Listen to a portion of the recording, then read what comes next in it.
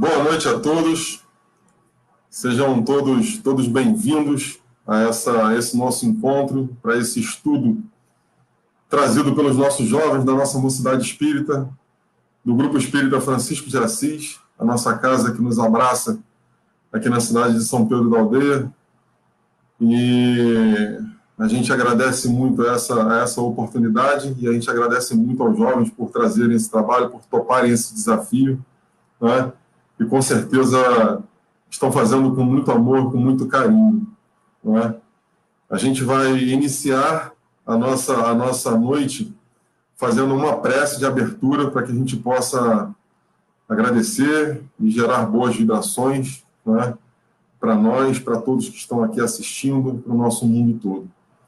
Então a gente vai pedir que todos fechem os seus olhos, se possível, para assim então a gente conseguir melhor concentração e a gente buscar uma conexão com Deus, o nosso Pai.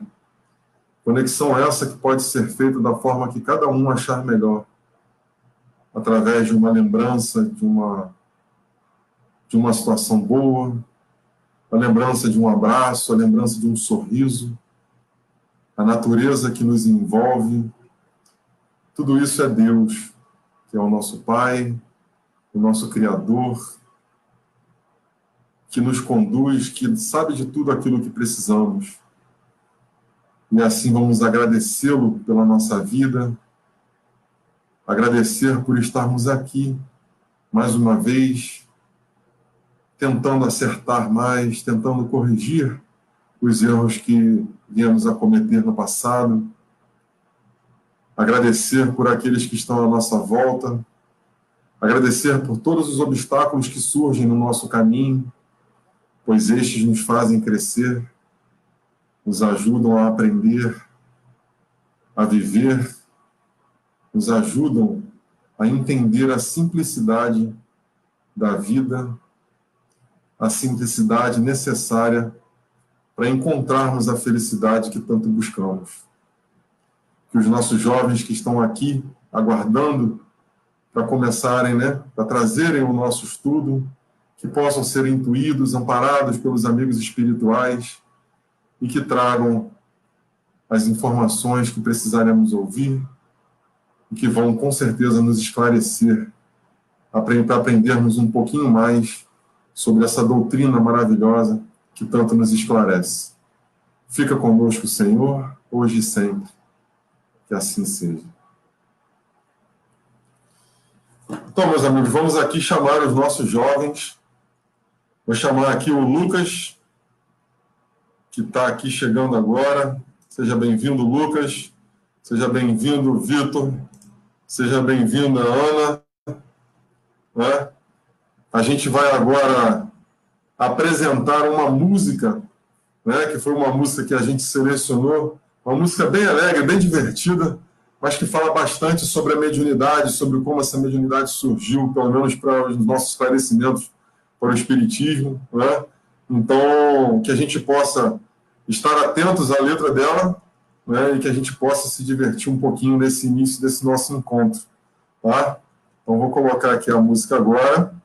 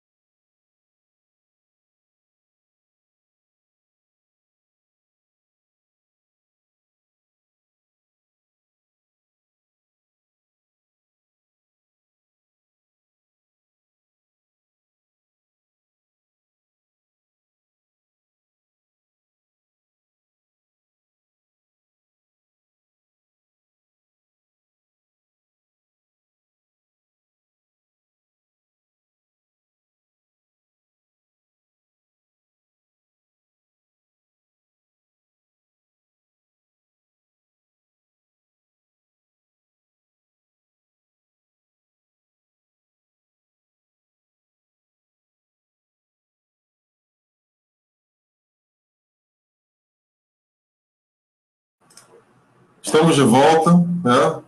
Passamos aí a musiquinha para a gente. Agora a gente vai compartilhar uma outra tela, que é o material que os jovens vão apresentar.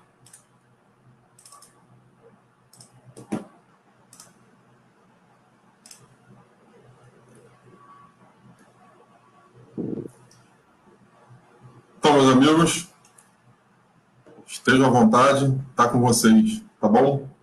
A gente volta daqui a pouco. Bom, então, após termos ouvido esta bela música, pela sua simplicidade, que nos instiga a pensar mais sobre a mediunidade, vamos então dar início à nossa palestra. Pode seguir no slide.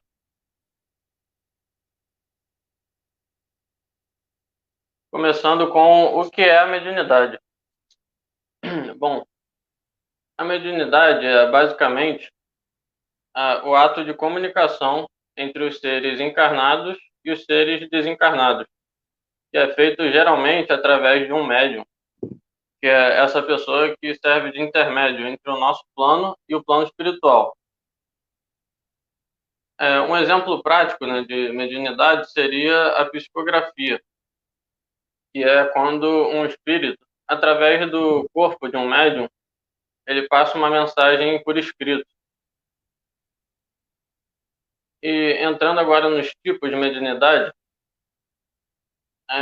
primeiro vamos começar com a questão 459 do Livro dos Espíritos, que diz: os espíritos nos influenciam? E a resposta foi sim, muito mais do que imaginei. Com essa resposta podemos ter uma ideia, né, do quanto, de qual é a frequência que os espíritos agem sobre o nosso mundo. E agora eu vou dar um geral sobre alguns tipos de mediunidade que nós conhecemos até hoje. O primeiro deles seria aquele que eu havia dito, que é a psicografia, que é o espírito passar uma mensagem escrita através do corpo de um médium. Temos também a psicofonia, que é quando um espírito, através do aparelho vocal de um médium, ele passa a sua comunicação. Temos também a pneumatografia, que é quando um espírito diretamente, por si próprio, sem interferência de um médium, ele passa uma mensagem por escrito. Como isso ocorre? Por exemplo, alguém deixa uma folha de papel em branco por 10 minutos em cima de uma mesa. E após esse tempo, ela pega essa folha de papel e ela está toda escrita. Isso é um fenômeno raro de se acontecer, mas também ocorre. Temos também a pneumatofonia, que é a fala direta através do espírito, que é quando o espírito diretamente, também sem interferência de um médium, ele produz barulhos, ruídos, e alguns até parecidos com vozes, diretamente para algum indivíduo.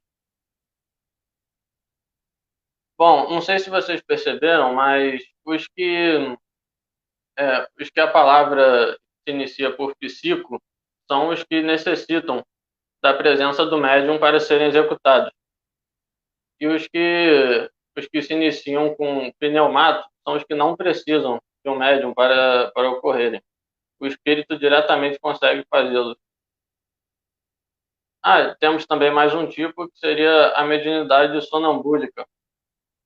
E durante o estado de sonambulismo, muitos espíritos se aproveitam desse estado porque a comunicação com o mundo espiritual se torna muito mais fácil nesse estado. E muitos espíritos se aproveitam disso para realizar a sua comunicação nesse momento, que é um momento em que está mais tênue a linha entre o nosso mundo e o mundo espiritual. Bom, pode seguir.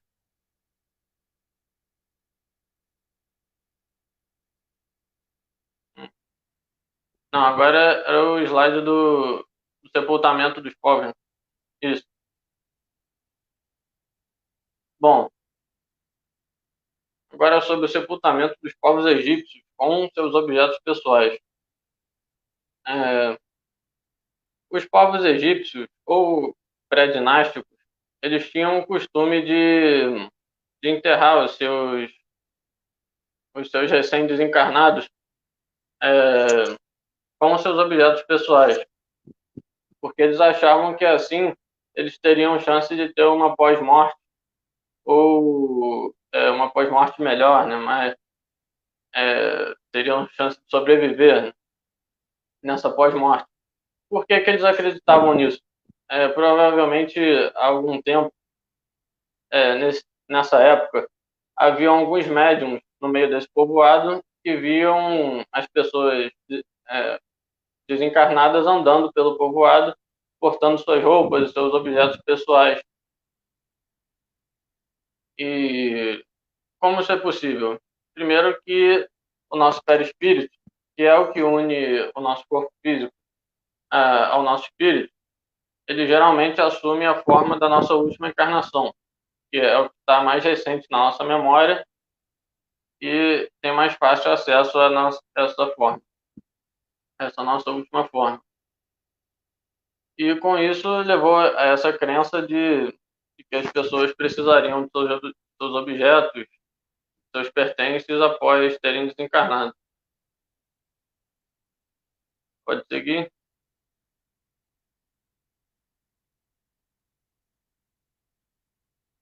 Mediunidade como mãe das religiões. Se nós formos analisar a história de início da maioria, se não de todas as religiões, ela teve seu início por meio de algum, possivelmente médium, que recebeu uma comunicação de um espírito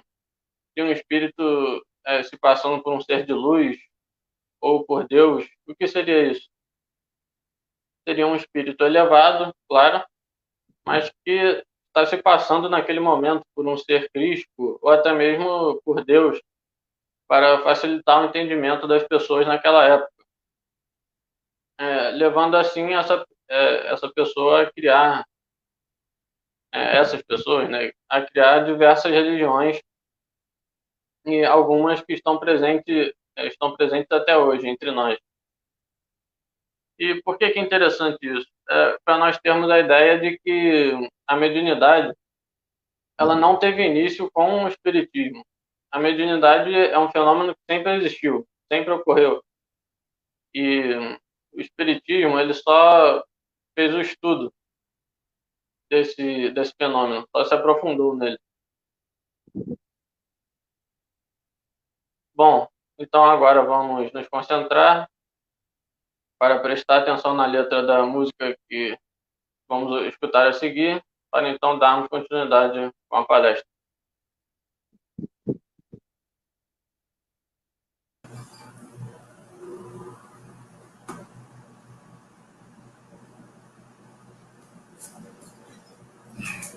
A música se chama Médiuns.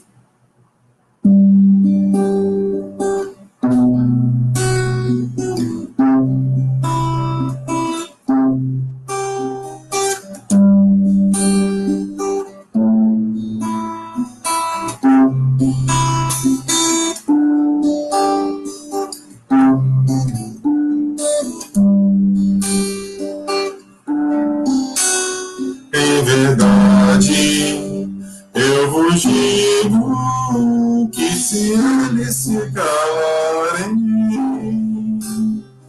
as pedras é que falarão. Vossos velhos eram sonhos, vossos jovens profetizarão. Cajado de Moisés, o manto de Elias,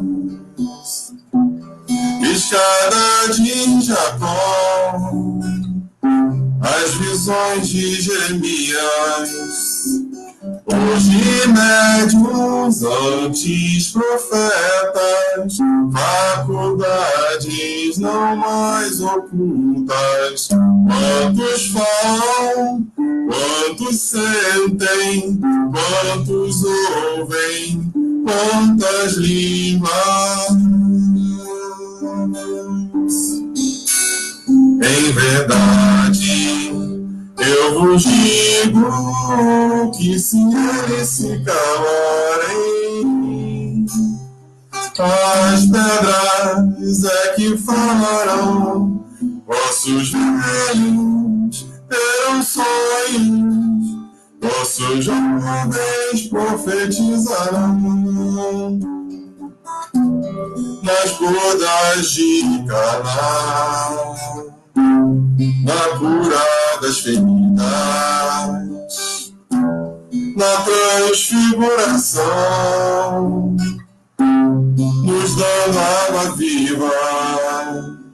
Sempre mestre, sempre profeta, ser divino, ser o guia. Quantos calam, quantos sentem, quantos ouvem o médium da vida. Em verdade, eu vos digo que se eles se calarem, as pedras é que falarão. Vossos velhos terão sonhos, vossos jovens profetizarão. Em verdade, eu vos digo que se eles se calarem,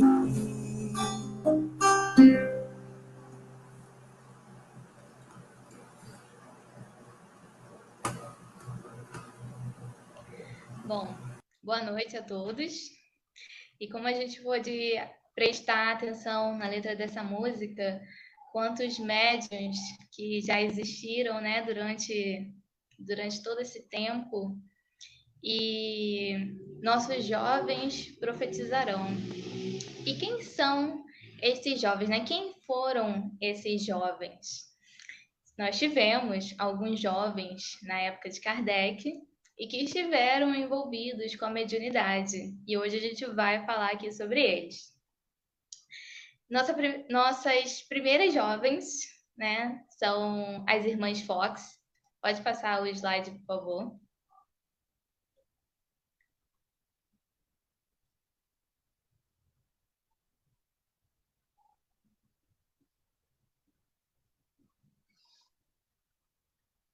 Neto, pode passar o slide, por favor. Isso. Bom, então, a gente vai começar falando sobre as irmãs Fox.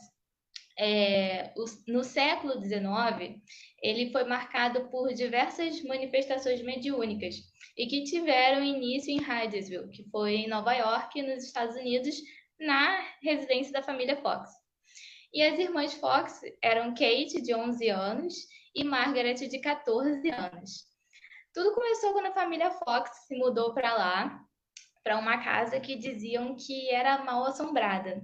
E aí, no início da mudança, não aconteceu nada, nenhuma manifestação, estava tudo tranquilo, até que no dia 11 de março de 1848, que a família começou a ouvir batidas nas paredes, passos pela casa, sons de móveis sendo arrastados, né? Tem até um relato de que as camas se mexiam também, e que teve uma vez que o Sr. Fox ficou de um lado da porta, a senhora Fox ficou do outro lado da porta para ver, para escutar, né, da onde que esse barulho vinha, e o som saía de dentro da porta.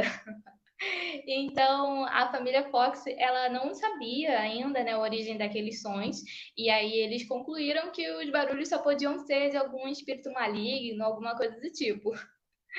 E aí, os barulhos foram se intensificando, foram ficando cada vez mais fortes. E foi quando a Kate, a irmã mais nova, decidiu interagir com quem seja lá que fosse, que estivesse fazendo aqueles barulhos. E aí ela pediu para que aquele espírito fizesse a mesma coisa que ela. Aí, no caso, ela começou a bater palma, por exemplo, e o espírito também repetia o mesmo som, de forma idêntica, na mesma quantidade de vezes que ela fazia também. E aí a família Fox foi fazendo algumas perguntas complexas para aquele espírito, e ele respondia através de batidas. Eles perguntaram, por exemplo, você é um ser humano? E nenhum barulho aconteceu. Aí eles perguntaram logo em seguida: você é um espírito? E eles escutaram 2 batidas seguidas. E aí depois eles até estabeleceram que 2 batidas significava sim e uma batida significava não. E aí logo depois eles também perceberam que havia ali, né, uma forma de inteligência com quem eles estavam lidando, até porque para responder algumas perguntas tem que ter o mínimo de inteligência, né? E aí a família Fox ficou muito curiosa com aquilo tudo e chamou os vizinhos chegaram, foi chegando um monte de gente, foi juntando tanta gente que eles até formaram um grupo, né? Os vizinhos formaram um grupo de comissão e durante um mês esse grupo eles registraram tudo que acontecia lá, todos os fenômenos, né, ao longo daquele tempo, e eles registraram também todos os depoimentos das pessoas que estavam presentes. E aí depois eles até criaram uma metodologia para se comunicar com o espírito, né? E era o seguinte: a cada batida estava relacionada a uma letra do alfabeto. Então, a partir dessa metodologia e de diversas perguntas que esse grupo foi fazendo, eles descobriram que o espírito que estava ali era, na verdade, um vendedor ambulante, na época chamado de mascate, e o seu nome era Charles Rosman, e que ele foi assassinado por um casal naquela casa. Bom, parece que o mistério foi resolvido, né? Não. Ainda tem mais uma situação, mais alguns fatos que foram acontecendo aí ao longo dessa história, que muda todo o desfecho dessa história. E eu sugiro a vocês que vocês procurem o restante dessa história no canal do YouTube da Rádio Rio de Janeiro, com o nosso amigo Gabriel Marins, que conta essa história muito bem também. E aí vocês vão poder descobrir o desfecho, o que aconteceu na casa da família Fox. Bom, seguindo a história da família Fox, ela ficou muito conhecida no mundo todo, né? Ultrapassou diversas barreiras dentro da comunicação, principalmente naquela época, e todo mundo conhecia a história, né? E os fenômenos, eles tinham relação direta com as irmãs. A família até tentou separar as irmãs para ver se esses fenômenos paravam de acontecer com elas, colocaram elas em casas separadas, mas vocês acham que adiantou alguma coisa? Não adiantou nada. Os fenômenos continuaram acontecendo, só que em casas separadas.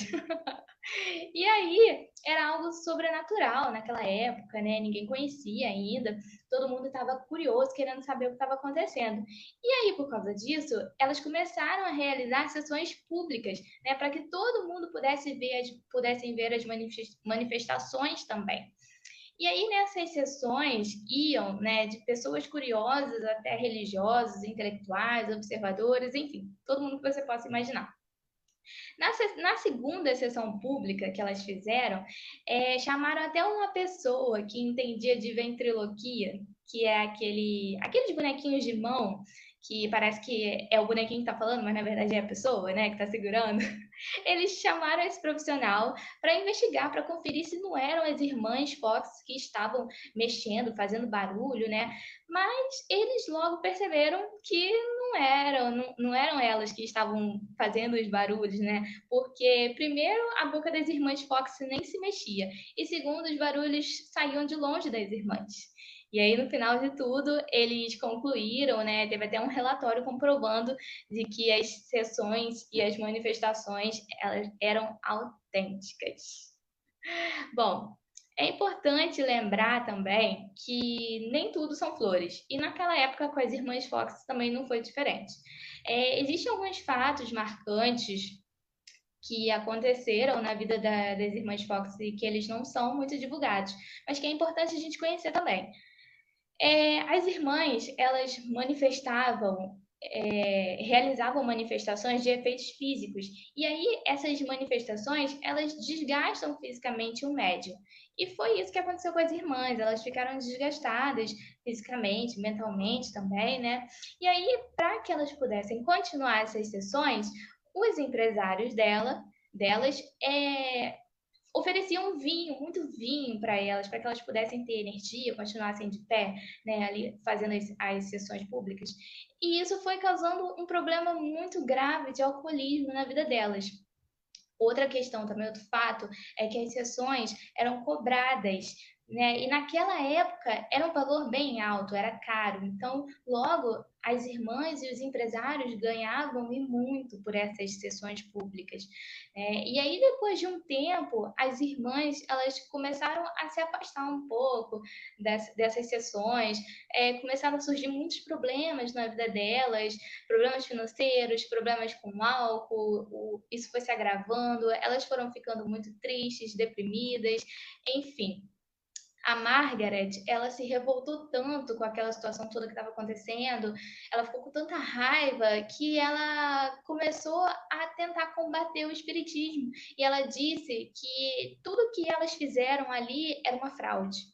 Só que depois, né, ela se desculpou, fez uma retratação, falou que fez essa declaração por interesses financeiros, que ela foi pressionada, enfim. O fato é que a história, né, e o final, na verdade, da vida das irmãs Fox é muito triste, porque elas acabam, né, sozinhas, cheias de problemas, enfim. É bem triste essa realidade delas. Mas o fato é que, apesar de tudo isso, a gente não pode negar que o caso das irmãs Fox, ele deu origem ao espiritualismo nos Estados Unidos e muitos outros fenômenos começaram a acontecer a partir da história delas. Inclusive, elas são consideradas até hoje desbravadoras do espiritismo moderno. Pode passar o slide, por favor.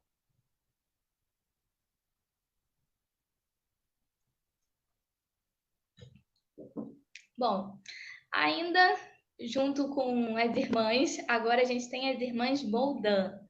As irmãs Boldin eram Julie, de 14 anos, e Caroline, de 16 anos.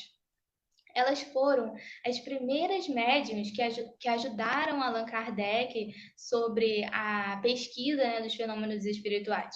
O próprio livro dos espíritos, ele começou e foi feito em grande parte a partir das sessões que eram realizadas na casa da família Boldin, através das meninas, das irmãs Boldin. E aí, nesses primeiros momentos, a maior parte das respostas veio pela mediunidade delas.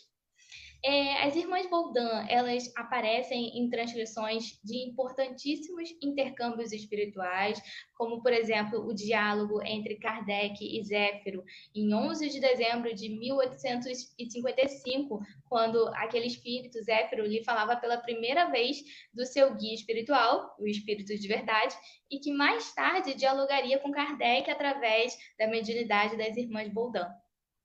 E em 17 de junho de 1856, as irmãs Boldin transmitiram a Kardec a mensagem do seu guia quanto à necessidade de várias publicações doutrinárias, além do Livro dos Espíritos que estava prestes a ser lançado. Também foi pela mediunidade delas que Kardec recebeu as orientações do espírito Zéfiro sobre a necessidade dele reencarnar em breve e que ele precisaria completar a sua obra. Além disso, outra transcrição extraordinária também foi o conto ditado pelo espírito do escritor francês Frédéric Solier, Milésima Noite dos Contos Árabes, psicografado pela Caroline em 1856 e publicado na Revista Espírita e prefaciado por Kardec.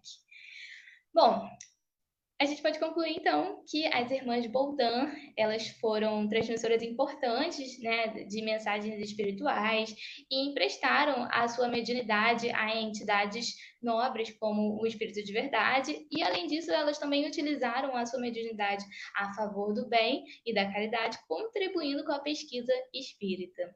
Só isso tudo, gente. Próximo slide, por favor. Agora a gente vai falar sobre a Irmãs Dufour.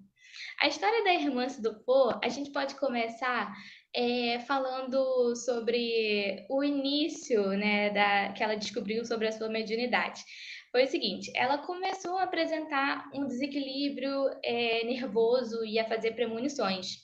E aí, naquela época, o médico disse para ela que ela estava sofrendo de um novo distúrbio nervoso, no qual as pessoas ficavam em uma espécie de transe histérico e começavam a receber hipotéticas mensagens do além. E aí, em uma consulta com o médico pediu para a irmã colocar um lápis na mão e começar a escrever o que ele fosse impulsionado. Na hora, a irmã começou a rir daquilo, ela não acreditou, ela achou que ele estava, né, ficando maluco, enfim. E aí, do nada, de repente, ela se viu dominada por uma força estranha e o braço dela começou a escrever sozinho. Ela se assustou, largou o lápis e não quis mais continuar a experiência, né? Imagina o susto.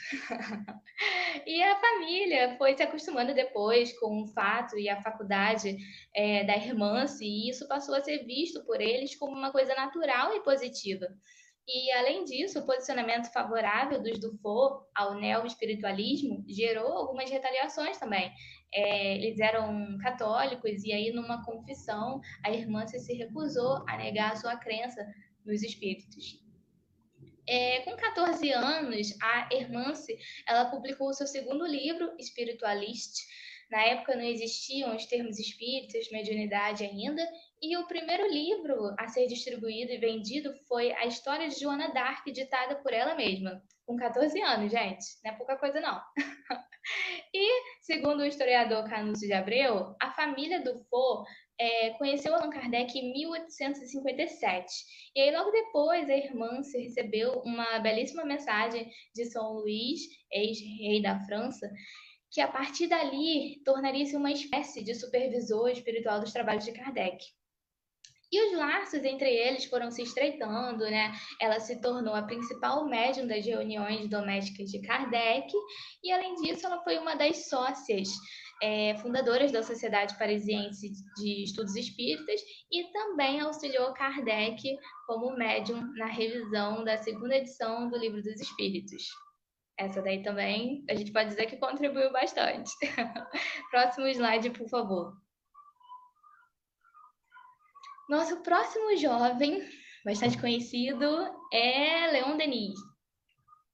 Leon Denis, ele teve o seu primeiro contato com o espiritismo em 1862, quando ele ainda tinha 15 anos, na cidade de Tours, na França, onde tinha um grupo espírita. Em relação à sua mediunidade, Denis tinha lembranças da sua vida passada, das suas vidas passadas. Em 1867, Denis teve seu primeiro encontro com Kardec através de uma palestra. O Kardec foi convidado, né, para fazer essa palestra e eles tiveram ali o seu primeiro contato. E depois desse encontro, foi fundado um outro grupo espírita ali naquela cidade, né? E Leon Denis foi o secretário desse grupo com 21 anos. E esse foi o seu primeiro trabalho no espiritismo. Denis continuou o seu trabalho levando o conteúdo do espiritismo através de palestras, distribuição gratuita de obras básicas, manutenção do periódico Lei Espiritismo, que ele também participava. Recebeu o apelido carinhoso e cheio de responsabilidade também de o apóstolo do espiritismo. Também não é pouca coisa não, gente. Baita responsabilidade. E Leon Denis, ele foi considerado consolidador do espiritismo. Denis tinha uma missão quase tão grande quanto a de Kardec, porque ele também era responsável ali, né? Ele estava desenvolvendo os estudos doutrinários daquela época, ele deu continuidade às pesquisas mediúnicas, ele estava ali impulsionando o movimento espírita na França e no mundo também, né? Aprofundando o aspecto moral da doutrina e, claro, sobretudo, consolidando a doutrina ali nas primeiras décadas do século XX. Pode passar os slides, por favor. Nosso próximo jovem é o Gabriel Delaney. O Delaney, ele nasceu no mesmo ano do lançamento do Livro dos Espíritos. Será que é coincidência? Ele nasceu em berço espírita e a família Delaney tinha um contato direto com Kardec, então ele estava ali juntinho com Kardec desde que ele era pequeno. Com 8 anos, gente, ele já tinha experiências mediúnicas. Uma vez ele fez uma sessão de mesas girantes na casa da vizinha dele, junto com os seus amiguinhos. E quem se comunicou foi o pai da vizinha, que já era desencarnado, e respondeu algumas perguntas combatidas. Imagina a vizinha, gente, imagina a situação. E ele não parou por aí, ele continuou, né? Em 1882, com 25 anos, o Gabriel fundou a União Espírita Francesa e o jornal Le Espiritisme, e ele também foi um grande pesquisador do espiritismo, principalmente falando sobre mediunismo. Próximo slide, por favor.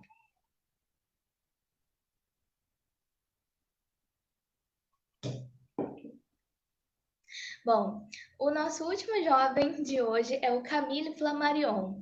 Ele era astrônomo e com 21 anos ele lançou o livro A Pluralidade dos Mundos Habitados. Ele teve o seu primeiro contato com o espiritismo através do Livro dos Espíritos e ele também tinha contato direto com Kardec. Ele era membro da Sociedade Parisiense e participava ativamente das sessões mediúnicas, exercitava a escrita automática e recebeu diversas mensagens, inclusive uma mensagem muito importante de Galileu Galilei, né, já desencarnado, e que foi incluída no livro A Gênese. O Camille Flammarion, ele também foi um divulgador da doutrina espírita e ele era considerado a ponte entre a ciência e o espiritismo, e ele se dedicou a isso até o fim da sua vida aqui na Terra. Próximo slide, por favor. Bom, conhecendo um pouco mais da história desses jovens, a gente pode observar alguns pontos em comum.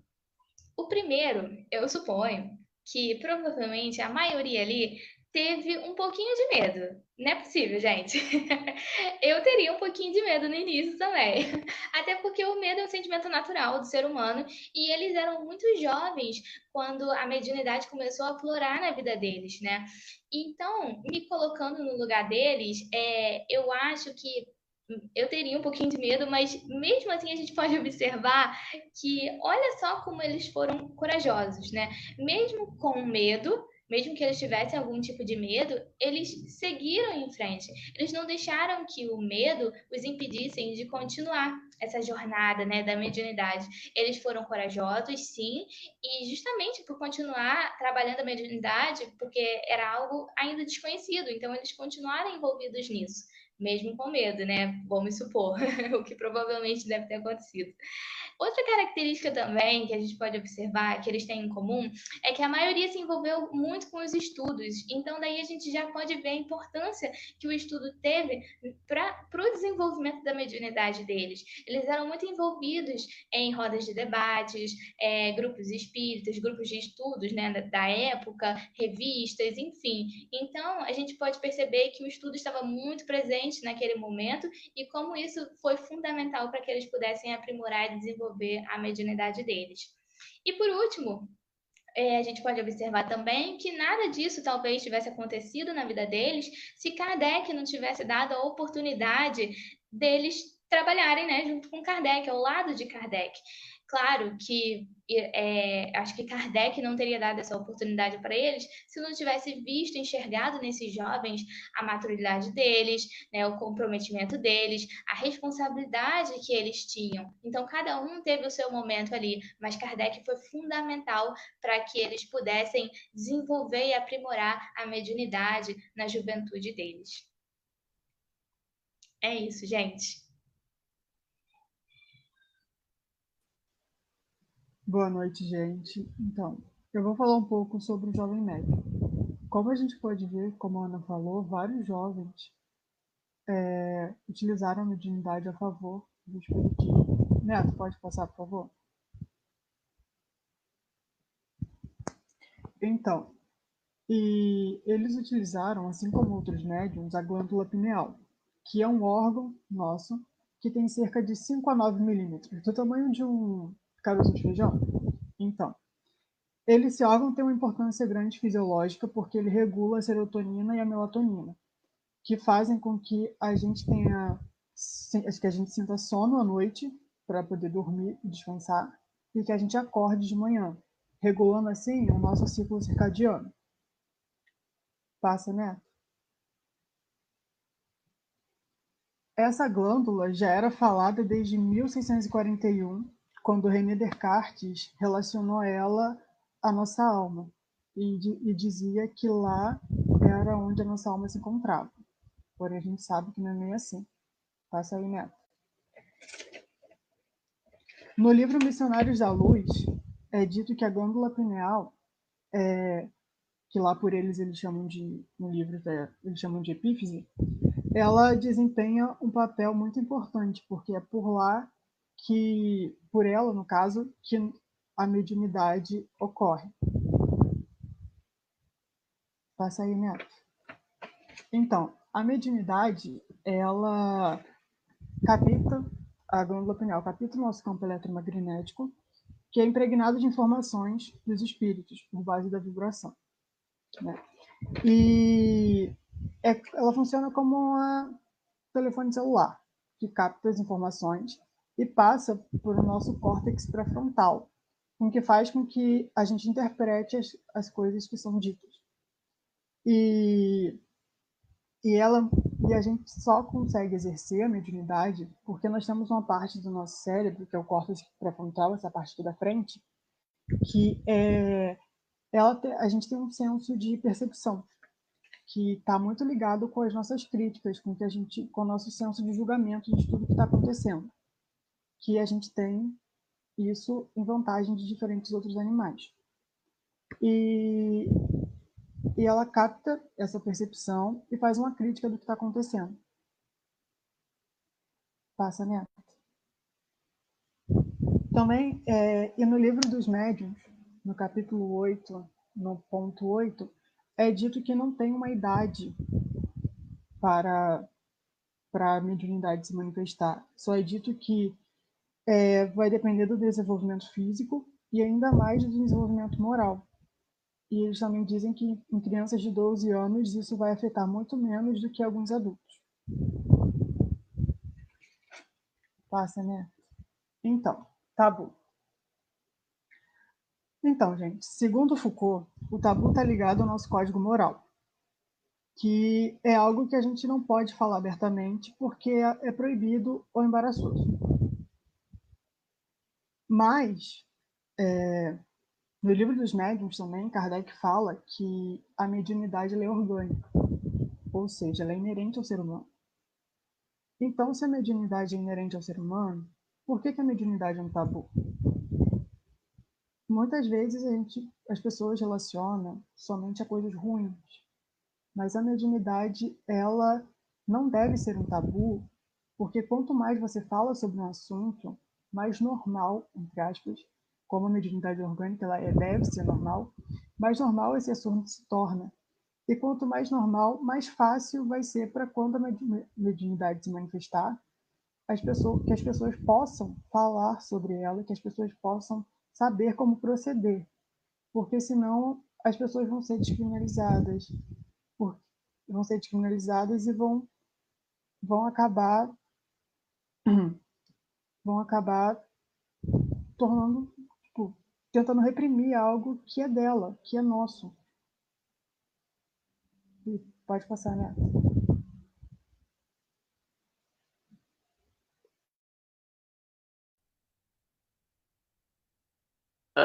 Bom, eu queria falar também que o primeiro contato de muitas pessoas com a existência de espíritos muitas vezes é feito por obras fictícias ou por romances. E qual é o problema disso? Que as pessoas acabam tendo uma ideia errada do que é um espírito, acabam achando que todo espírito é mau, todo espírito é um obsessor, e não é assim que funciona. E elas também, a maioria também acaba não se interessando em buscar esse conhecimento, em ir atrás, para ter a certeza de como realmente são os espíritos. E eu queria também deixar claro que a mediunidade é principalmente uma forma de caridade, tanto para os espíritos necessitados que vêm em busca do médium para algum auxílio relacionado a alguma confusão que estão tendo da sua vida passada ou até de outras vidas. E também vale a volta, porque, por exemplo, quando algum espírito elevado traz uma mensagem boa para nós, que irá nos ajudar no nosso futuro como sociedade e como pessoas. É isso. Perfeito, Vitor. E olhem que engraçado, né? Assim como o Lucas falou agora, um pouquinho antes, quando a gente transforma um assunto em tabu, logo a gente tem muita curiosidade sobre o assunto, né? Mas a gente quase não sabe sobre isso, sobre aquele determinado assunto, não tem muita informação. E aí isso acaba, né? Por isso acaba se tornando um tabu, uma coisa fechada, uma coisa que ninguém comenta muito, ou que você não sabe muito, não procura saber. E aí, muitas das vezes, por causa dessa curiosidade, muitos jovens, muitas pessoas, né, acabam procurando as respostas em caminhos que não são tão legais assim. Por exemplo, o jogo do copo. Muita gente tem curiosidade sobre isso, principalmente os mais jovens, né? E, gente, isso não é legal, não é aconselhável de maneira nenhuma. Não façam isso, né? Não busquem as respostas para as suas perguntas através desses jogos, dessas brincadeiras, porque elas são de muito mau gosto e isso não é legal e isso também não vai atrair coisa boa e só vai te confundir ainda mais, né? Então a gente tem que buscar fontes confiáveis, né? Temos que lembrar que o conhecimento ele nos leva ao esclarecimento.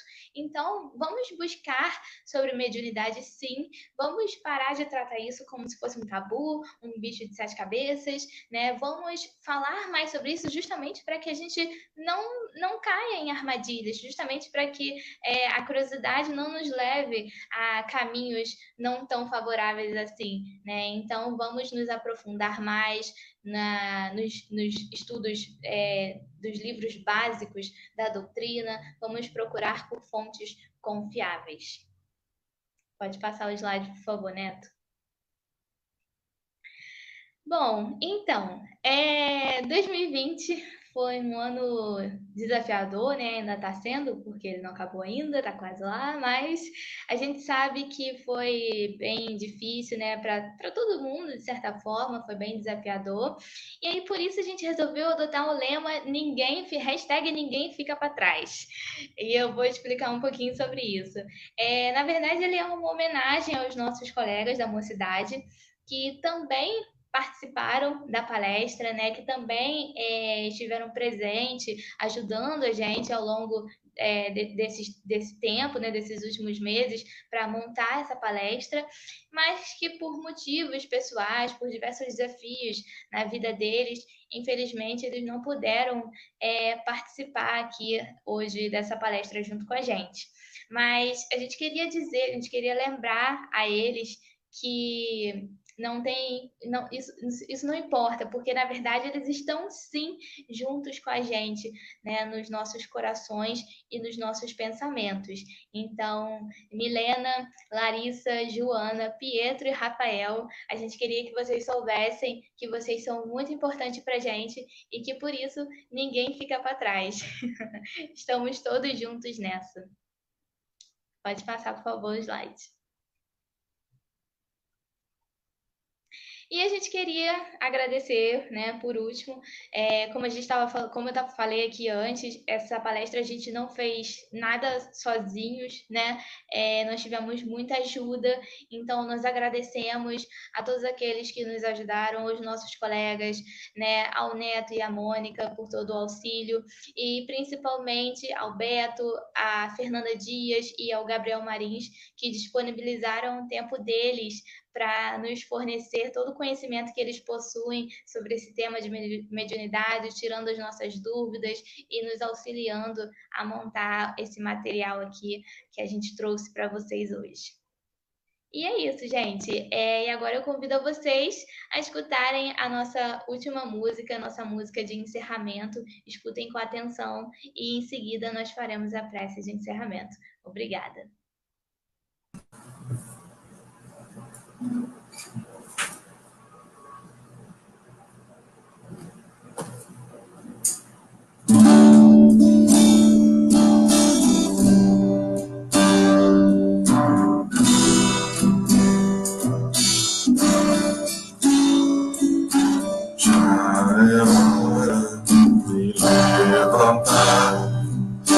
abrir os olhos, reagir, lutar, ser confiante no amanhã, sem medo de tentar, fazer crescer sua semente de paz, sentir o bem que o bem nos traz, fortalecer os sentimentos,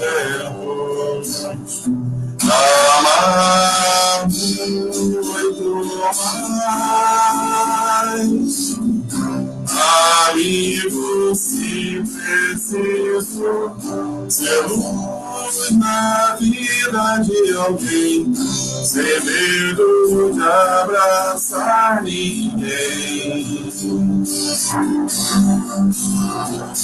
Onde estiver, deixe sua alma brilhar.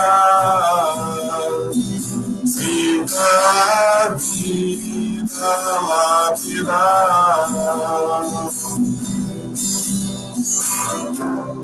Amigo, se preciso ser luz na vida de alguém, sem medo de abraçar ninguém. Onde estiver, deixe sua alma brilhar. Sinta a vida lapidar. Sinta a vida, viva a vida, deixe a vida lapidar.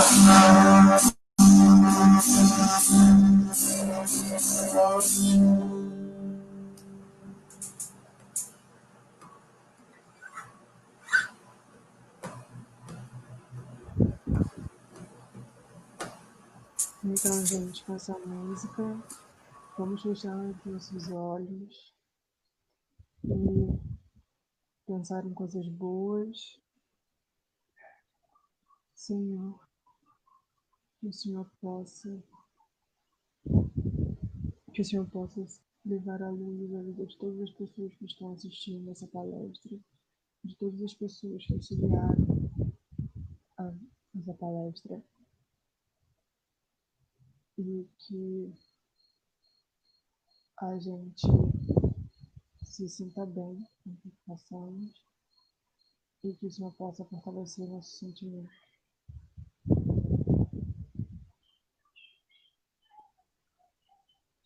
E espero também, Senhor, que mesmo com as dificuldades que tivemos, essa palestra consiga alcançar os corações certos, que ela repercuta nos corações dessas pessoas, para que elas possam refletir e entender a importância da mediunidade, seja para jovens ou para adultos, para que possam tratar desse assunto da maneira mais leve possível, pois ele merece uma atenção especial e que todos possamos seguir nossos caminhos em paz. Senhor Jesus, mestre e amigo, amigos espirituais, Deus, Pai de amor e de bondade, agradecemos por mais esse encontro, que foi incrível. Essa palestra que estávamos preparando há tanto tempo, com tanto carinho, com tanto amor, com tanto envolvimento. Assim como o Vitor falou, esperamos que tudo que a gente falou hoje aqui tenha sido tocado nos corações de todos que estiveram aqui, que nos escutaram. Que a gente tenha cumprido o nosso objetivo, a nossa missão de levar um pouco mais do seu conhecimento, um pouco mais do seu amor, um pouco mais de luz para todos que nos assistiram. Senhor Jesus, peço também para que ilumine a todos que estão aqui presentes, de certa forma, não fisicamente, mas presentes em coração, presentes em pensamento. Ilumine, Senhor Jesus, os nossos colegas que não puderam estar aqui conosco nessa noite apresentando a palestra, mas que estão sempre com a gente em nossas orações, em nossos pensamentos, em nossos corações. Agradecemos por tudo, Senhor Jesus. Que o Senhor possa estar sempre perto de nós e que possamos estar sempre perto de Ti, perto do Teu amor, perto da Tua luz. Que assim seja, graças a Deus.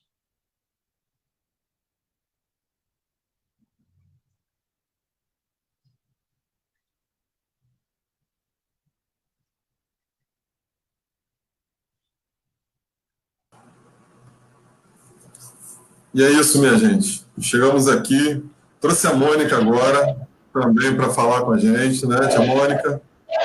Estamos aqui querendo agradecer de coração por essa dedicação toda. Foram 6 meses, né, estudando e preparando durante os nossos sábados, os nossos encontros, para que a gente pudesse trazer um pouquinho daquilo que a gente aprendeu, um pouquinho daquilo que eles gostariam de falar para cada um de vocês.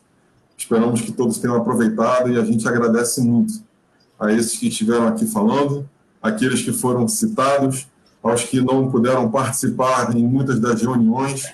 Todos vocês são a razão desse nosso trabalho, são o motivo da gente estar aqui e a gente faz com muito amor. Não é isso, Mônica?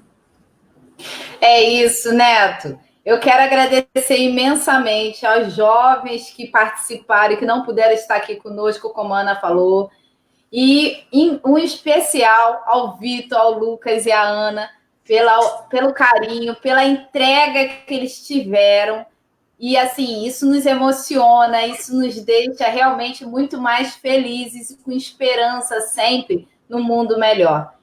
Quero agradecer também ao Beto, ao Gabriel Marins e à Fernanda Dias, que também ficaram conosco, contribuíram com muita informação e que trouxeram também e deram essa bagagem para eles, que ao longo desse tempo foi preparado essa palestra com o maior carinho. E eu quero fazer um agradecimento especial ao Neto, porque é um grande parceiro, é um grande companheiro, e é junto com ele a gente cria as ideias, e ele está sempre junto. E essa parceria, ela reluz nessas caras lindas, nessa palestra maravilhosa que foi fornecida. Ninguém fica para trás. E nós não desistimos, nós fomos até o final. Conseguimos. Isso realmente nos orgulha. E vai ser sempre assim. A gente vai estar sempre aqui, sempre buscando, lutando, né? E, na verdade, a gente só inventa essas ideias malucas. Os jovens confiam, a gente confia no outro, topa e dá nisso, né?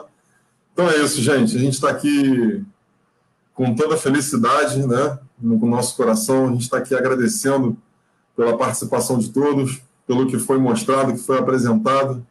A gente, com certeza, vai fazer outras daqui para frente, elas serão melhores. A ideia é a gente estar sempre buscando melhorar, não é? Mas foi ótimo, eu tenho certeza. Vocês não viram, os que estão aqui agora falando para os nossos participantes e para a Mônica viu, mas o Vitor, o Lucas e a Ana não viram os comentários, mas todo mundo adorou, foram muitos comentários, né? Depois vocês assistam de novo que vocês vão gostar também, tenho certeza que vocês não vão se arrepender, tá? Foi lindo demais. Beijão para todos, amigos que estão aqui nos assistindo, fiquem com Deus, né? Até a próxima, e quem sabe na próxima a gente não estará lá de forma presencial na nossa casa, né? Aguardamos vocês. E aqueles que tiverem curiosidade, que quiserem saber mais sobre o assunto, os jovens que quiserem participar dos nossos encontros, eles são aos sábados, às 18h30. A gente entra num pequeno recesso agora, mas a gente volta em breve. Acompanhe a nossa página no Face, nosso Instagram, a gente traz informações, tá bom? Um abraço, beijo no coração de todos e fiquem com Deus. Até a próxima.